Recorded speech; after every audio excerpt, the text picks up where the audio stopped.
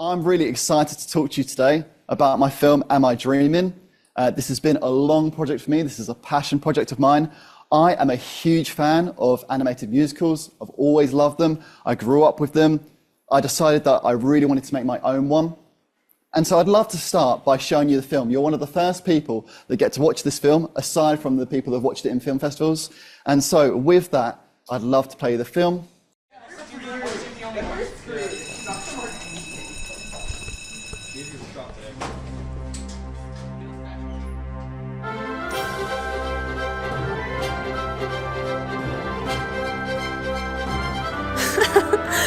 My gosh, am I dreaming? Is this all true? Did my Prince Charming really think this through? Oh, what am I feeling? Is this true love? I feel my heart soaring like the clouds above. Oh, don't be too hasty, as this is all new. Cause why would he like you when you look the way you do? I stumble on my words, I'm known as the school nerd. There's an ocean of cute girls, but in the end he fell for me. Why would it matter if he's mine? Then we will rule the galaxy. Who cares? As long as he's with me, he's the king, I'm the queen. It's like a modern fantasy.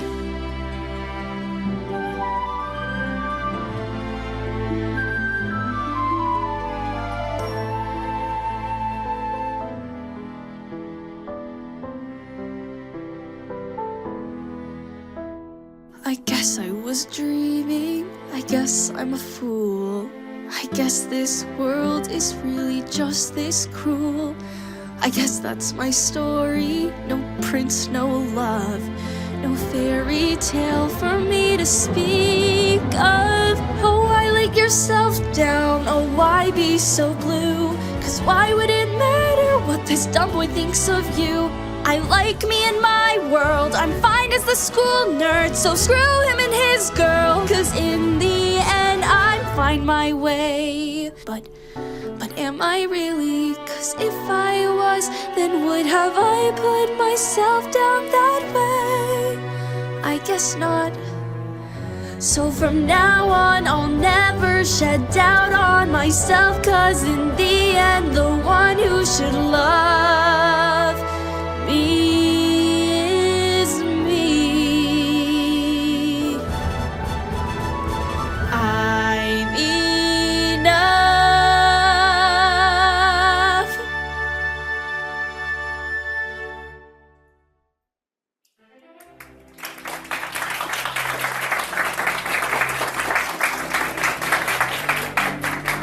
Lovely, thank you. So now I'd love to talk to you about the film. Okay, and I'll start with showing you some information. Okay, it took 30 artists 3 years to make a 3-minute film. Okay, now I'll caveat like that by saying it was a zero budget film. So we were all working on this in our spare time. We were all working on this around our 9-to-5 jobs.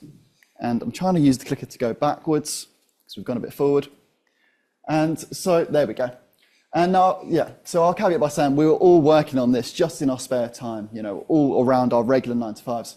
And this was our pure passion project. You know, if we was working on this full time, we could have done it much quicker.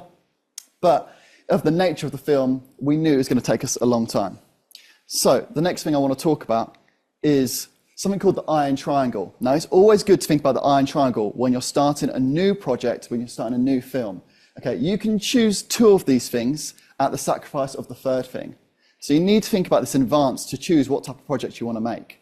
So the first option is, you know, the favorite option. I want this to be really high quality, and I want this to take as little time as possible. Okay, well, what do I sacrifice? The cost. Okay, if I do it that way, it's going to cost a lot of money to do. You can have it really high quality, and you could do it in record time, but you're going to need to pay a lot of really experienced people to do that. So we knew that wasn't an option. We didn't have that option with our zero budget film. So what's the next option? The next option is, well, we want it to take as little time as possible, and we know we want it to be a zero budget film. So what do we sacrifice? The quality. Okay? It means it's going to be really poor quality if we do that way. If we try to rush this with no budget, it's not going to look good. So we knew that wasn't an option either. So what's the final option that we went for? We want this to be high quality. We know it's going to be zero budget. So therefore, It's going to take a lot of time. So we knew this going in. Okay, we knew it was going to take a lot of time, and it was always good to remember that. Okay, when we're thinking that, especially when you get to year 2 or year 3 of working on something, and you're thinking, is this ever going to finish? Am I ever going to complete this project? It's good to remember this. Yes, we knew this. We knew it was going to take a long time, and remember that you decided that at the very beginning. This is how it starts. It starts with pre-production, but it doesn't look this beautiful to begin with. This was done by a very talented artist called Lucy Harris, who was an escapee of Escape Studios. Okay, but it doesn't start like this. It starts in a very rough way. So it started back in December 2021, okay, when I decided that I wanted to make a musical. Now, I cannot write music and I can't sing. My friends that have seen me do karaoke will confirm that. So I knew I needed to work with collaborators. Okay, so I started researching on Instagram, on TikTok, on Spotify, to find people that wrote their own music. And I did it by just kind of searching on Instagram and TikTok, original singer, singer-songwriter, to try and find people that was writing their own stuff. And after a lot of research, and by the way, this is the first lesson of the day, you're going to reach out to lots of people, and often you're just not going to hear any replies. I probably reached out to 100 people, and out of 100 people, I maybe got 5 responses. So you've got to be resilient. You've got to be comfortable with hearing either no's or just no replies at all. But in the end, out of the 5 replies I got, one who I really liked the idea of was this person called Kirsten Nielsen. She'd done a song on Spotify called Winter, which I was a huge fan of. She has a real Disney-style voice that I fell in love with, and I knew that I really wanted to get her on the project. And that's when I introduced my longtime producer, Manos Zervadrekas. I've worked with Manos on several projects, and he was the producer of my student film that I made at Escape Studios, as well as lots of student projects that I worked on. And he's a real good mind of just helping you go back and forth with ideas. He's a creative producer. And then that's when our composer came on board. Now, Kirst said to me, she said, I can perform the song, but I don't have much experience with writing the song. I'd love to bring my friend on who's a composer. And Lillian is just an incredible composer. She is going to be working on making music for films and for West End and for Broadway for the rest of her career. She's one to watch out for because she's so incredibly talented. I actually knew of Lillian from before. She had risen to fame on TikTok writing a fan-made version of Avatar: The Last Airbender, a musical version of it. And so I knew some of her music from that, and so I knew she would be able to nail this project. So that's when we started working on the song, and the song took about 3 months of working on it, with us going back and forth, being collaborative, and me saying, okay, I like the idea of this lyric, I'm not sure of this. I had a really clear idea of what I wanted the song to be. I knew I wanted a clear goal from the beginning where it makes itself out to be a traditional love story, it looks like it's a very romantic story, but then obviously the guy breaks her heart and she's defeated and she's deflated, and she then has to get a new goal, which is about self-love and finding herself. So those were the things that I pitched to Lillian, and then we worked on it and workshopped it until we were really happy with the song in the end. Now, because I've been working on the song for a while, I had an idea of what I wanted the film to be. And so even before we did storyboards, even before we drew anything, I really roughly in Maya did kind of a really rough layout using rigs that already existed on the market, and just in Maya doing some really rough geo and slapping on some really rough textures just myself. And I want to play this to you. This is a really rough version of the first layout I did.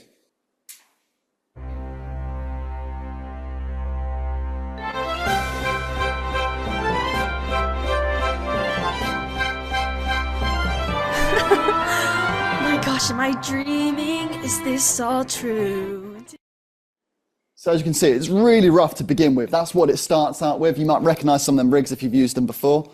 And that's when we then move on to storyboards.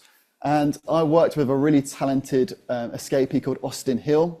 Now, Austin's superpower is cinematography.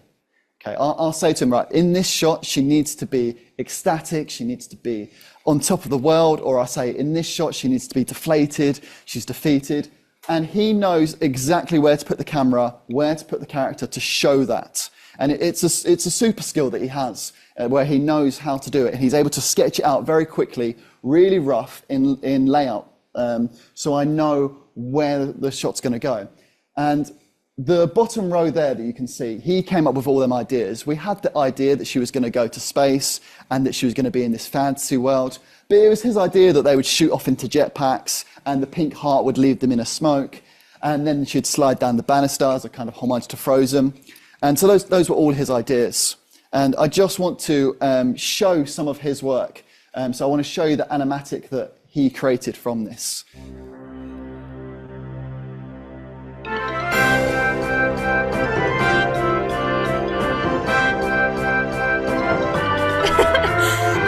Am I dreaming? Is this all true? Did my Prince Charming really think this through? Oh, what am I feeling? Is this true love? I feel my heart soaring like the clouds above. Oh, don't be too hasty, as this is all new. 'Cause why would he like you when you look the way you do? I stumble on my words, I'm known as a school nerd. There's an ocean of cute girls, but in the end he fell for me. So you can hear that's a really rough version of the song as well. And that last shot where he's holding out the hand, that was me saying to Austin, I really love the moment in Aladdin where he reaches his hand out and he says, do you trust me? And that was our homage to that. That was our homage to our Aladdin that we put in there. And because he's got such film knowledge, he knew exactly what I meant and knew exactly to put it in. Then it comes to character design. And these are my character designs, just really rough ideas to send to people. We knew from the beginning that we wanted her hair in a bun. There is no way with the budget and the resources and the time we had that we could have animated hair or simulated hair. So we knew, let's make our lives easier, let's put her hair in a bun and leave it in a bun. We talked about and workshopped, should we, in the very final shot, she takes her hair down from the bun, lovely last shot, and we thought, no, and I'm glad we didn't, because it'd probably add another year to the project. So I'm glad we didn't. And then this was some render ideas. We obviously wanted this to have a very Disney-style look, so you've got your typical big eyes and big head that frames the body. Those were some ideas of the hair in the bun. And that's when Michael Davies, who's a tutor here at Escape Studios, came on board. And Michael Davies is just a god of animation. Okay, for anyone that doesn't know, to make a character, it's about 6 different departments, because you have to model the character, you then have to rig the character, which is putting the skeleton in, you then have to UV it, being able to texture it, and then for us, we wanted groomed hair as well. So that's about 6 different departments. Now, because Michael Davies is just a god, he can do all of it himself. And so he started to work on the character, and this is the first time I saw the character. This is obviously a very early version of it, no textures, just colors. And I said, okay, Michael, I really like it. You're getting the idea of what I want to go for. I'm not sure if I'm a fan of the makeup, though. I don't know if I like the eyeliner. And he said, Jake, it's not eyeliner. That's where we're going to put the groomed hair. And I said, okay, I'll shut up then, because I don't know what I'm talking about. And he's way more intelligent. And then this is what he gave us with the textures, and I fell in love with the character immediately and knew, yeah, that is what we're going for. That is our character. And then he rigged it. Now, our rig needed really good control. Because this is a musical, we needed the lip sync to be exact. Okay, there was no faking it. We had to, frame by frame, match the lip shapes to what you would hear in the song. Okay, and if it's one frame out, you notice it so easily, because we look at lip shapes all day. We look at people's mouths when they speak. And if it's even a frame out, you notice it. Even if you're not an animator, you would notice it because you feel that something's not right. And so we needed complete control over the facial area and the lip area to make every shape possible that you could from her singing. And Michael did a fantastic job at making this character. And there's our 3 characters, our lead characters, all rigged and textured. And there's a turnaround of our character. Now was quite exciting, because at this point we had the storyboards, we had the animatic, we had the whole edit of what we wanted the film to be, as well as the song. And then there's a tutor at Escape Studios called Clem, and we always love to go back and forth and talk to each other about the projects we're working on. We're both big filmmakers. And so he said, Jake, what are you up to at the moment? And I said, well, actually, I'm making an animated musical. And he said, no way. I said, yep. And I explained to him what it's about. And he said, well, if you wanted to, you could borrow my motion capture suit, and you could film the whole shot in motion capture. And I thought, incredible, we'll have the film finished in 1 month. That didn't happen, okay? But it was an incredible experience. So we spent the day having a motion capture film day.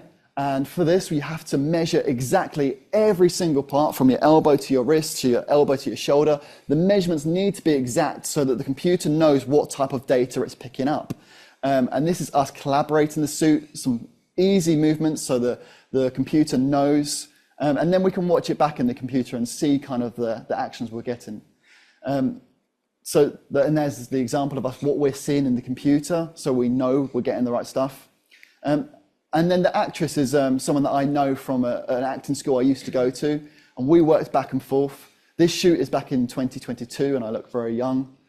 And so this is us workshopping ideas, and it's a very collaborative day because we're all coming up with ideas of why don't we do this, or why don't you do that? And our actress is really game and on board to try different things and act out different things. We're figuring out, okay, how can we have the moment where she's her most distraught? Is she going to hold one knee? Is she going to hold two knees? Is she going to kneel down facing the wall? Is she going to kneel down facing away from the wall? And we're workshopping it back and forth to try and get the best idea. She had to burst through a door, and we think, well, how are we going to do that mocap? We just held some boards in front of her, so she had something to resist against, something to push against. And this is us figuring out, okay, how are we going to have this moment where she goes down? Amadeo is a former tutor of ours, and he was brilliant on the day of workshopping ideas. This was actually at the old campus. That's how long ago I've been working on this film for. And then, most importantly, at the end, we did an entire shot of her lip syncing. And so this is really cool. So although this actress, she didn't perform the song, she was able to lip sync and mime along to the song. So we had all of that reference to give to our animators about how the lips should move. But the motion capture didn't work as expected, okay? And unfortunately, this is what we got when we first tested it. And as you can see, this is not what we wanted and not what we expected. And it's funny to look at now, but we were all panicking big time. We've spent a whole day filming this, and it's not right. What are we going to do? We spent months. Unfortunately, it was months of us trying to problem solve this, and we couldn't fix it. It got worse. This is it again, and you see her flipping and twisting around. It looks like an Exorcist film. It's turned into a horror film. This is not the romantic musical we were going for. We don't know what has happened to this character. I mean, we know mocap's not perfect, but this is not at all what we was expecting.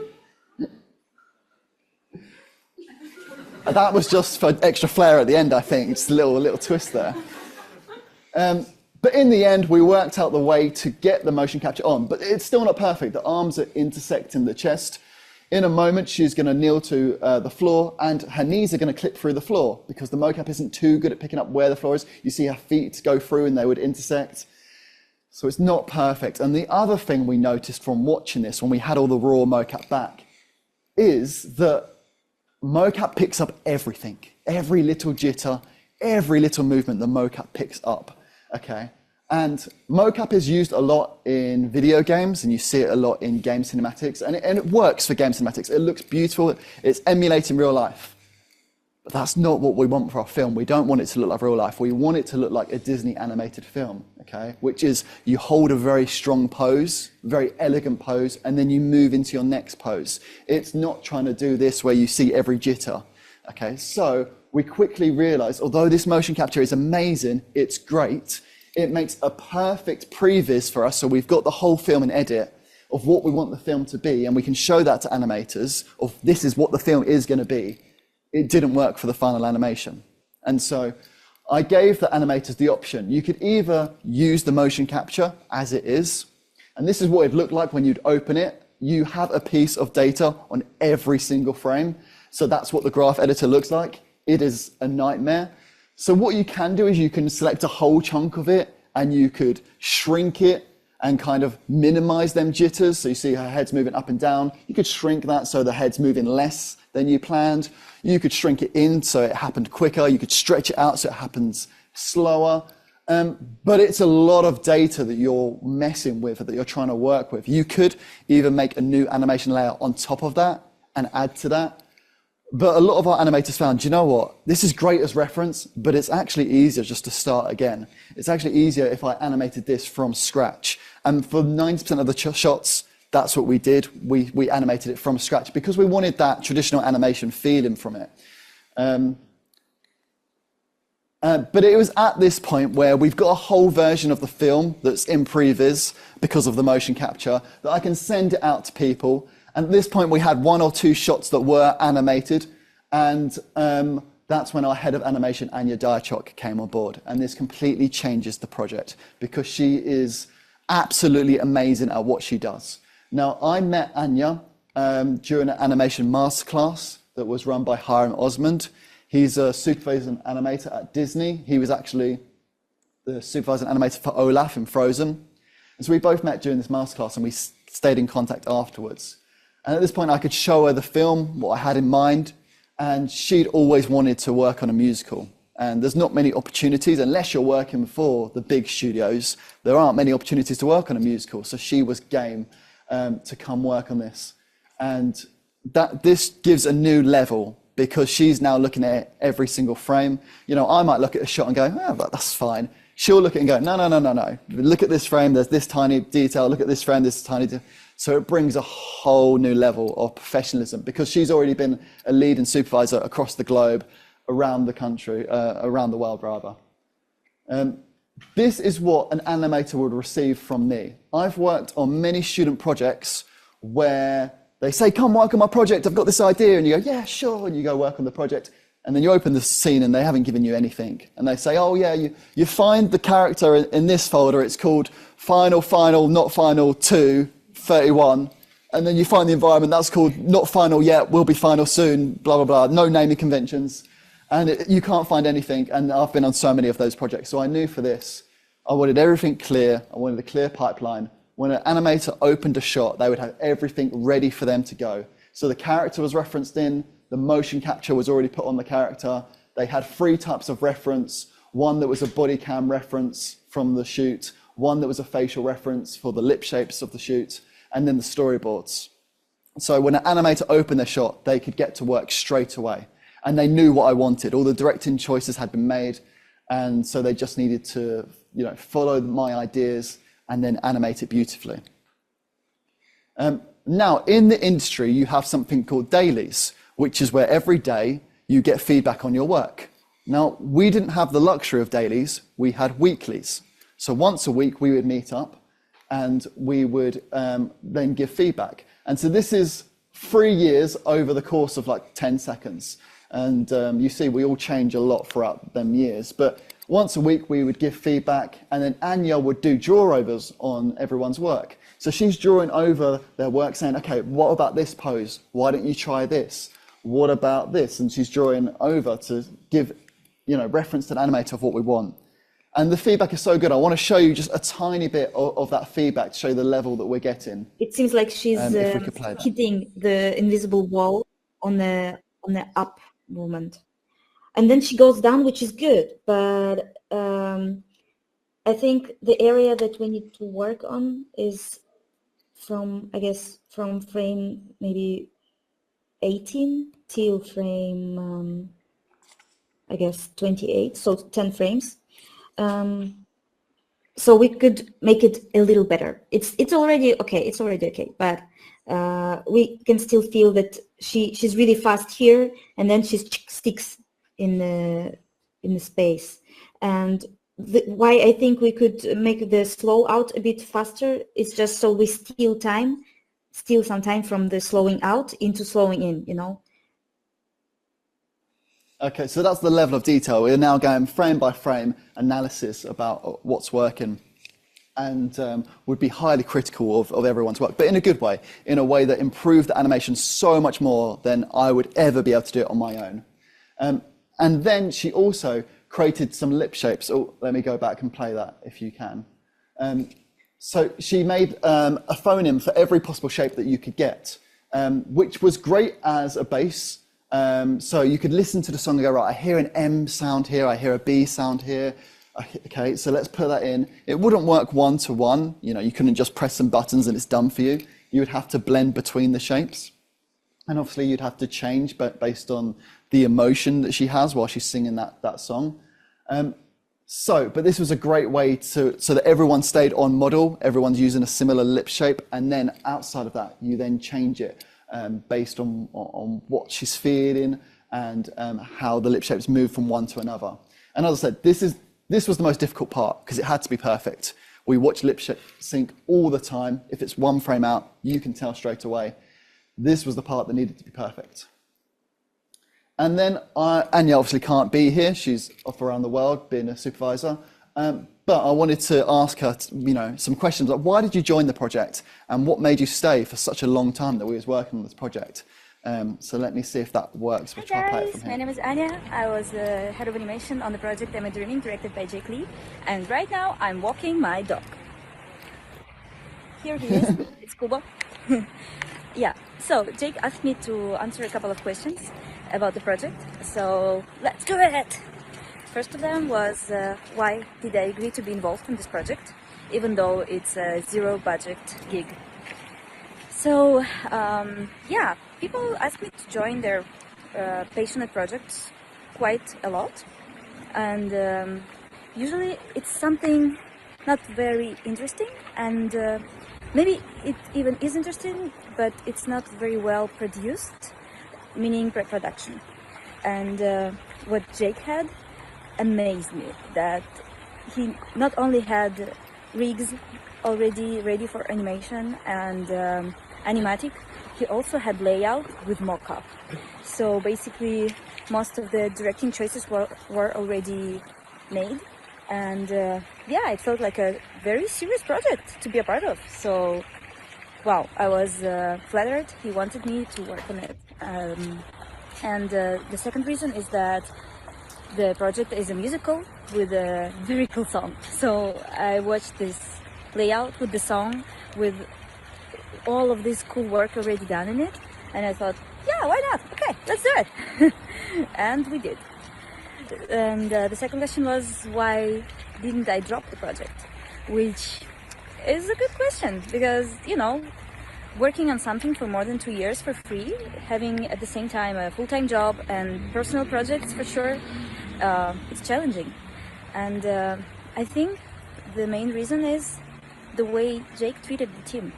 I mean, he made me, and I'm sure other animators as well, feel very much needed and appreciated.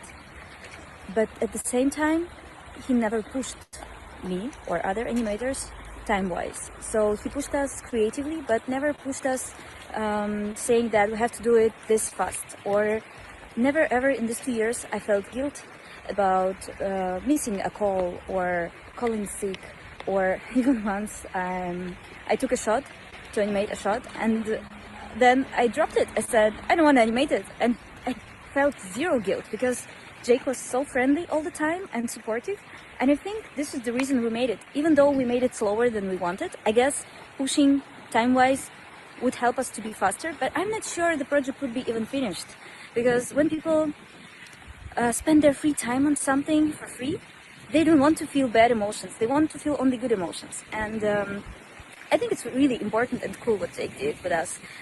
So yeah, this was Anya and Kubi, and keep animating, guys! Enjoy! I promise I didn't pay her to say the nice things about me. But she mentions a really nice thing, which is, when you're asking people to be on your passion projects, your personal projects, you do need to be respectful of their time, And I didn't really give anyone strict deadlines of you need to do it by this date, because I know that they're doing it around their day-to-day job. They're doing it on the odd weekend, the odd evening. So you can't be strict with them. You need to be able to let them be creative in their own time. And that was really important. I want to show you some of the difference between the raw mocap and the fine animation. So in this, you can see the raw mocap on the left. Okay, you see our final animation on the right, and you see how much fleshier the final anim is. The raw mocap is great, worked as a previs, but it's very wooden, it's very stiff. You don't have these elegant lines that you want to see in animation, them elegant curves that you see in animation, and you just don't have that personality. In the final anim, you see the breaths in and the breaths out as she's singing a high note, because that oxygen needs to leave your lungs as she's singing them high notes. It's all of them little details that go into the final animation, and that's why we spent so long making it, and why we couldn't just use the raw mocap. You know, as cool it would have been just to do it in a month, we wanted this to look beautiful. And then now it comes time to render it. Now I decided to render using Unreal Engine, which changed my life completely. Okay, I'm so used to rendering in Maya, and for anyone that's rendered in Maya, it can take like an hour to render one frame.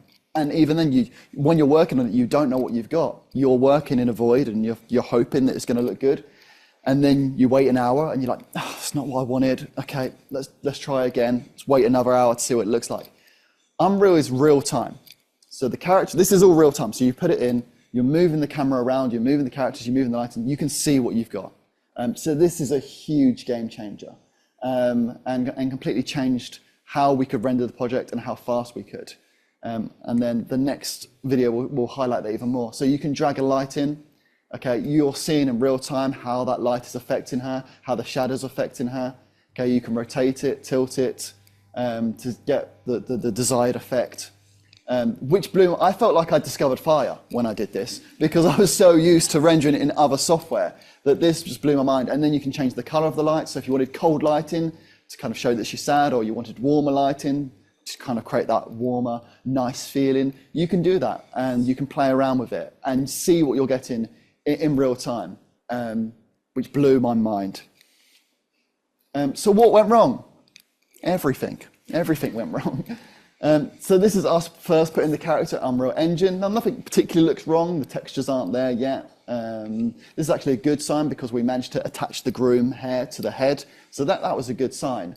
But then from then on, we had a problem with the hair bun that ended up on the front of her head, so she looks a bit like a unicorn in that one.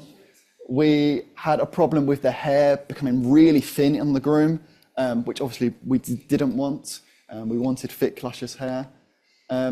We had problems with the textures breaking, and she's suddenly stripy. Our main issue that happened for months was this shiny hair.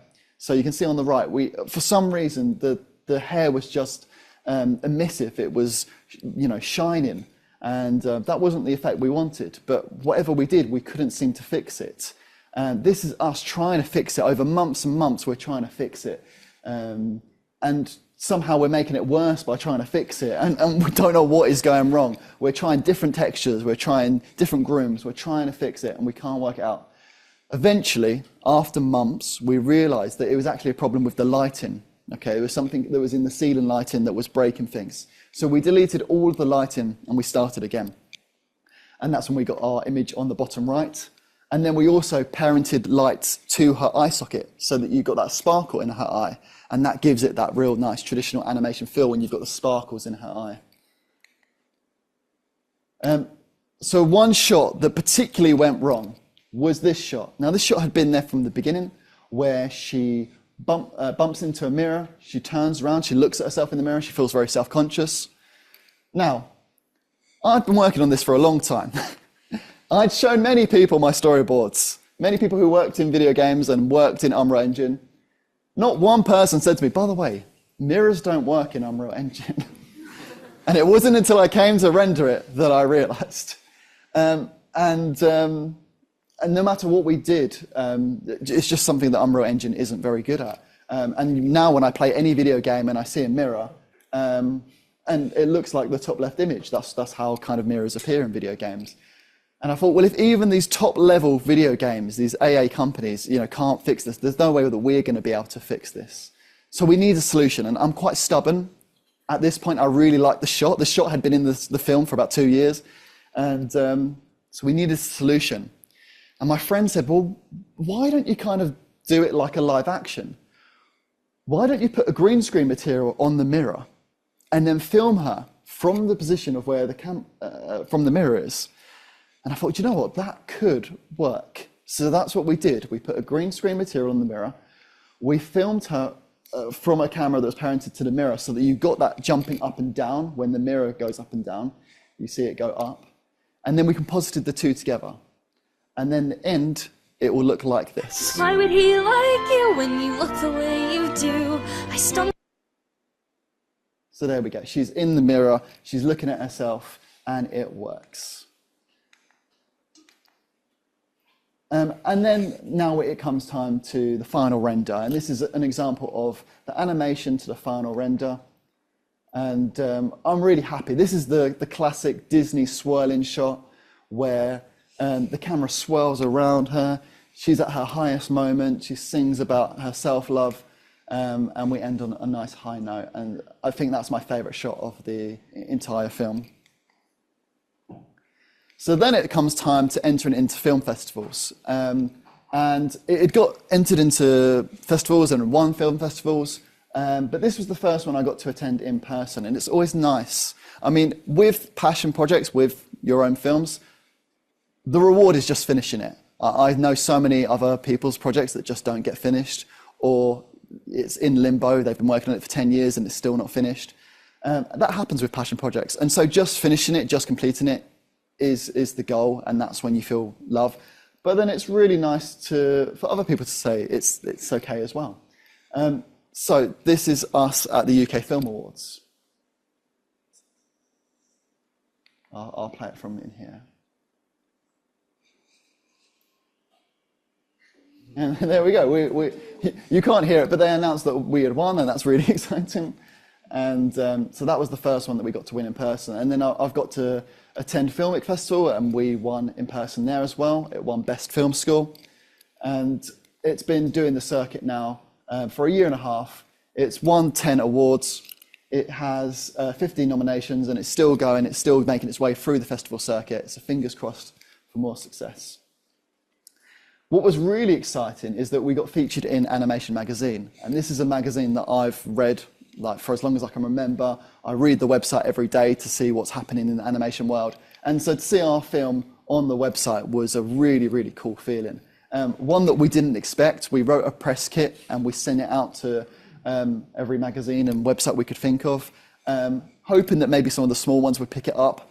And the fact that maybe the biggest one in the world picked it up was a dream come true.